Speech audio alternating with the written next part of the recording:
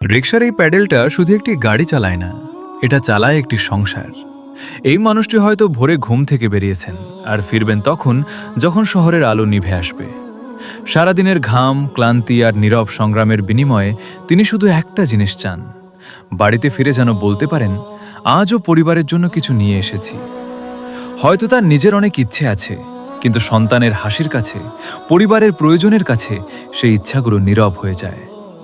আমরা অনেক সময় শুধু রিকশাটা দেখি, কিন্তু দেখি না এই প্যাডেলের প্রতিটি চাপের সঙ্গে জড়িয়ে আছে একজন মানুষের দায়িত্ব, একটি পরিবারের স্বপ্ন আর অগণিত ত্যাগ।